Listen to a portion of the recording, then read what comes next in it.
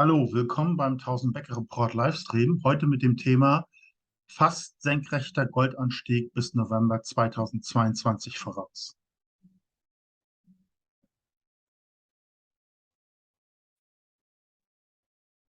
Disclaimer.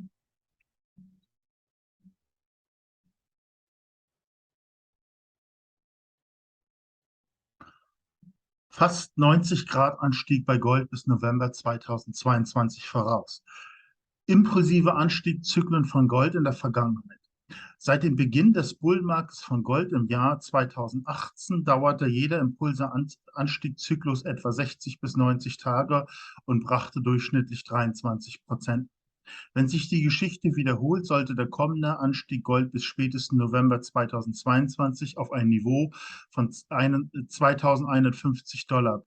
Silber könnte dann die Marke von 28 Dollar anvisieren oder sogar übertreffen und dann erstmal seit 2013 über 30 $ ausbrechen, um weitere Bewegung in Richtung 50 $ in den folgenden Monaten zu versuchen, bei der Goldaktien dann extreme Kurssteigerungen entwickeln. Ja, Silber generell hängt nach. Wir konnten beobachten, dass in der Vergangenheit bei solchen massiven Goldanstiegen es fast senkrecht hochging für eine gewisse Zeit. Das sehen Sie hier auch in der Vergangenheit. Das sind immer durchschnittlich, so haben wir auch gesehen, 73%, also nicht 90 natürlich, das ist ein bisschen Übertreibung, das ist klar. Aber es geht eben in sehr kurzer Zeit. Das ist nicht viel mehr als in 3 bis 6 Monaten, wo sich so ein starker, fast senkrechter Anstieg vollzieht. Wir denken, also die Analysten, die ich auch verfolge, denken, dass es jetzt in dieser Dramatik aufwärts geht und Sie können sich sicherlich vorstellen, was das für Goldaktien bedeutet. Diese Penny Stocks, die immer noch in absoluten Depressionstief notiert sind, wachen dann erstmal auf. Entsteht eine völlig neue Psychologie und ich denke, wir sind schon in einer, viele Penny Gold und Silberaktien sind dann um das 5- bis 10-fache schon einfach gestiegen. Und also das ist, wer würde unglaublich, zu unglaublichen Depotsteigerungen bei den meisten Gold- und Silberaktien. Diese Bewegung logischerweise findet nicht sehr häufig statt. Die meisten steigen natürlich ein, wenn der Markt in einer euphorischen Phase ist und kommen dann in einer Seitwärtsphase. Ist gut möglich. Ja, klar, wir rechnen eigentlich, dass November so eine Zwischenspitze ist, dann ist auf 2300, vielleicht dann bis Mitte des nächsten Jahres auf 2500 geht. Ähm, Jedenfalls, das ist das Zwischentage und da muss man vielleicht auch mal schauen, ob es dann seitwärts geht und man vielleicht einige Gewinne realisiert. Aber das werden wir dann im November wissen. Jedenfalls steht auf alle Fälle was derartiges bevor. Ja, also man sollte jetzt in Goldaktien investiert sein und vielleicht kann man die eine oder andere günstige noch empfinden. Wie gesagt, noch sind sie günstig, aber das kann sich jede Woche ändern. Wir erwarten ja, dass mehr oder weniger in 1 oder 2 Wochen diese relative Seitwärtsphase bei Gold vorbeigeht, bevor dann dieser massive Anstieg eintritt. Ja, hier eine Silber- und Goldprojektgenerator aus Kolumbien. Hohes Risiko. Das Unternehmen treibt die Exploration von 5 Silber- und Goldexplorationen mit Weltklasse-Entdeckungspotenzial in Kolumbien rasch voran. Es fügt derzeit die Bebohrung historisch hochgradigen Silbergebietes Santa Ana durch. Das zu 100% unternehmenseigene Projekt Santa Ana umfasst 36.000 Quadratmeter. Das Projekt Santa Ana ist ist über eine Kombination aus asphaltierten Straßen leicht zugänglich, befindet sich etwa 15 Kilometer südöstlich der Stadt von Mariquilla und 190 Kilometer von Bogota entfernt. Regionale Explorationsarbeiten haben zur Entdeckung von 7 zusätzlichen Bordziegeln geführt, deren Oberfläche-Probengehalte von bis zu 3 bis 5,5 Kilogramm Silberäquivalent aufweisen. Santa Ama ist das hochgradigste Silberprojekt in Kolumbien.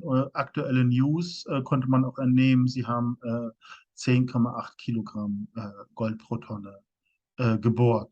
Also ein unglaublich großer Wert. Das Projekt Malama umfasst 9.036 Hektar im Departement Nariño. Es ist 75 Kilometer in direkter Linie von San Juan de Pasto, der Hauptstadt von Nario, und 126 Kilometer über asphaltierte Straßen entfernt. Durchschnittsgehalt von 23,3 Gramm pro Tonne Gold und 182 Gramm Silber pro Tonne mit einem Durchschnittsgehalt von 22 Gramm Gold pro Tonne. Also auch hochgradiges Gold haben die in jedem Fall. Ähm, Jetzt aber nochmal die Schätzung, der man deren Firmenpräsentation auch entnehmen kann. Es handelt sich um 55 Millionen Unzen von 550 Gramm pro Tonne Silber, also hochgradiges Silber. Wenn wir das in den Potentialfaktorformel machen, also das heißt, sie haben 28 Millionen Marktkapitalisierung, 55 Millionen Unzen. Grad des Goldes ist sehr hoch mit einer Eins angegeben. Und diese 0,75, das kriegt minus 25%, das ist die Länderklasse aus meiner Sicht 2, also die kriegen 25% Abzug. Zum Beispiel Afrika wäre 50% Abzug und Kanada und USA kein Prozentabzug. Aktuell 17,5 Cent bewertet. Das würde rein theoretisch bedeuten, die würden bei Gold 2500 auf 12,77 Dollar steigen. Nun muss man sagen, dass diese Aktie in der Vergangenheit schon auf 10 Dollar war. Natürlich kommt es auch zur Verwässerung und so, aber eine Mania kann sowas auch relativ sicher erstmal im Bereich 1 Dollar fühlen. War sie ja schon fast hier im Jahr 2020, also nach der Corona-Krise, ist sie richtig hochgeschossen, hat im Prinzip ihre Gewinne angegeben und setzt ab, das alles wieder aufzuholen mit dem nächsten Zyklus. Und dann ist eben die Frage, wird dann 1 Dollar überstecken und geht es dann wirklich auf 2150, 2, 3, 4, 5 und geht es dann vielleicht auf 2, 3, 2, 5, dann können Sie sich schon vorstellen, dass in einer absoluten Übertreibungsphase 5 oder irgendwo ein Wert zwischen 5 und 10 Dollar Verfügung. Das sind diese Aktien, die wir lieben. Die sind natürlich hochrisikoreich. Da gibt es keine Garantie für. Das Unternehmen kann übernommen werden oder das Management macht Probleme oder Kolumbien, die Rechtsstaatlichkeit oder das Minenrecht verschärft sich, wie auch immer. Da muss man natürlich aufpassen. Aber meiner Meinung nach, das ist eine typische Aktie, die wir hier mögen. Die hat wirklich sehr hochgradiges Silber. Das mögen ja auch die Investoren, wenn beispielsweise eine Silbermania entsteht und die Leute lesen, die haben 10 Kilogramm Silber entdeckt. Das kann sonst wie hochgetrieben werden. Das muss man einfach so sehen. Diese Gebiete sind riesig, das Explorationspotenzial ist groß. Die haben insgesamt 4, 5 Projekte. Also die Infrastruktur ist nicht schlecht. Es gibt ja auch andere Unternehmen, die in diesem Bereich bereits ökonomisch erfolgreich agieren. Also ja, meiner Meinung nach insgesamt ein sehr interessantes Unternehmen, auch gerade eben wegen des hochgradigen Silber und dieser vielen Projekte und des großen Gebietes. Ja, das sind die anderen Projekte, nur ganz kurz, stichpunktartig. Antares umfasst 10.500 Hektar. Ja, also das liegt auch in der Nähe einer großen, das ist also ein Goldprojekt in der großen Goldmine Anglo Ashanti B2 Gold. Und dann das Oribella-Projekt, 20.000 Hektar. Die haben dort Gebiete, wo bemerkenswert große Gold, Kupfer, Gebiete vorhanden sind und dann noch das Projekt Argelia, 4.355 Hektar. Dort, ja, das Projekt es ist ein Gold- und Silberprojekt, 75 Kilometer südlich von Medellin.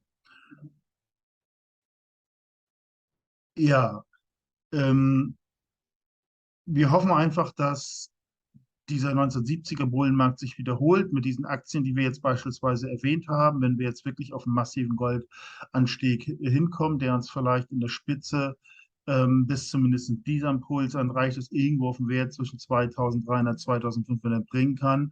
Und weil die Goldaktie im Vergleich zu den 70ern wesentlich unterbewertet wird, ist es eben das Abnormale, dass wir in einer vorinflationären Phase oder für viele ist es ja schon eine inflationäre Phase, diese extrem tiefen Preise. Das ist eben der Einsatz der Derivaten geschuldet. Man will nicht, dass diese Aktien steigen oder andere oder irgendwie einschreiben kann. Das ist eben diese Preisgestaltung macht, die dieses Fiat-Geldsystem so hergibt. Und hat es in den 1970er Jahren nicht gegeben. Da gab es diese Bewegung gar nicht. Da ist dann eigentlich, wenn die Nachfrage gestiegen ist, sind die Goldaktien auch gestiegen und ist gut.